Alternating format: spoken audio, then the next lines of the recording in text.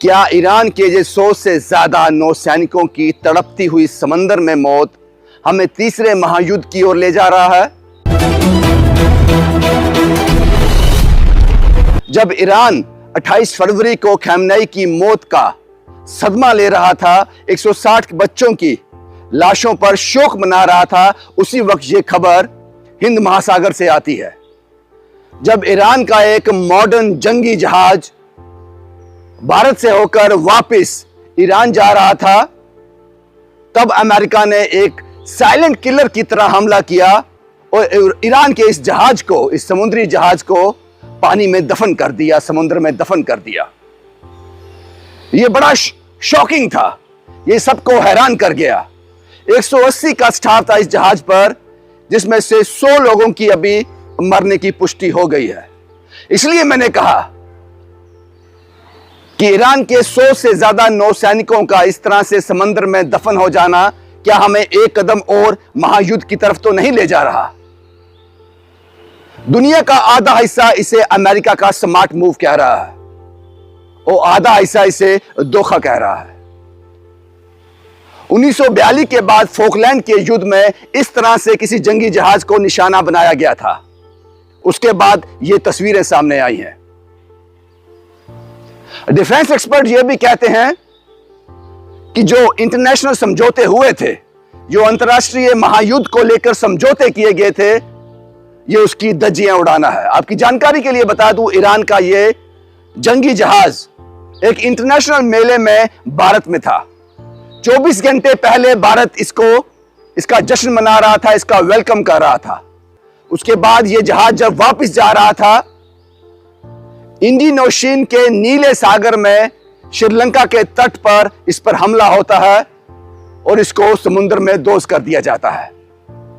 यहां ईरान पहले ही 160 बच्चे और उसके बाद 28 फरवरी को खamenei की मौत का दुख में था, सदमे में था, उस पर एक और चोट।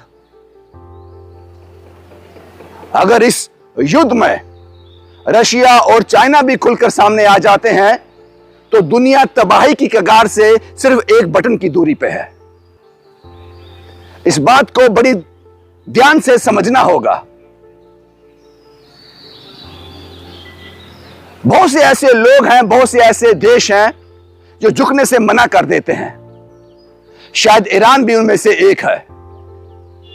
ऐसा नहीं है कि सारी दुनिया में ईरान सबसे कट गया है, लेकिन ताकत के सामने कोई खुलकर आना नहीं चाहता।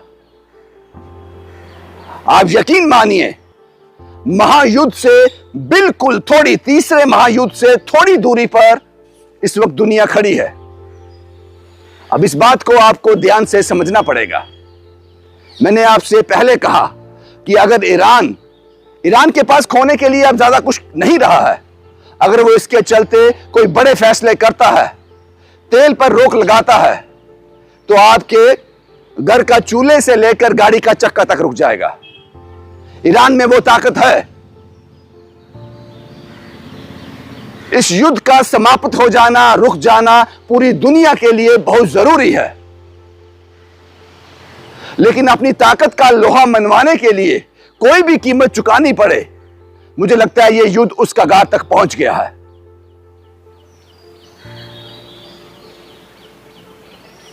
इस पर सारे देश खुलकर सामने नहीं आ रहे। बहुत सारे देश खुलकर अमेरिका और इजराइल को सपोर्ट कर रहे हैं, लेकिन कुछ ऐसे देश भी हैं जो मौके की ताक पे हैं, जो उस वक्त की ताक पे हैं, यहां उनको इंटरवीन करना है।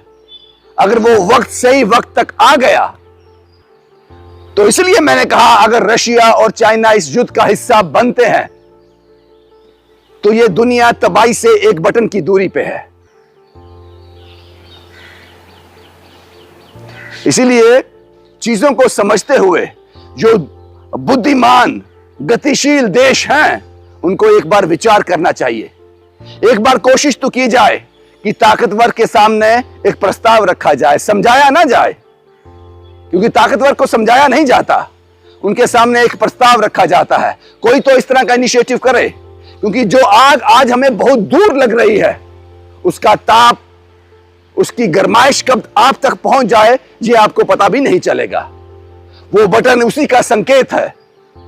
इसीलिए अमेरिका, इजराइल और ईरान की इस जंग में सबको चिंतित होने की जरूरत है।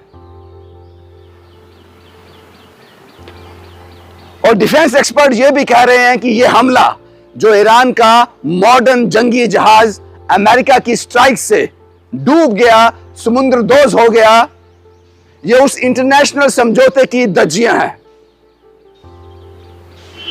और कुछ यह भी कह रहे हैं कि युद्ध में सब जायज है, जिसके पास मौका और ताकत है वो उसका फायदा उठाता है। भाई ये सब मुझे आपको बताना था। जो आग कहीं दूर लगी है, अगर ये जल्दी बुझाई ना गई या बुझी ना, तो इसका ताप सारी दुनिया को सहना पड़ सकता है। शुभम कुमार के साथ Ravindra Singh, the state sentinel के लिए।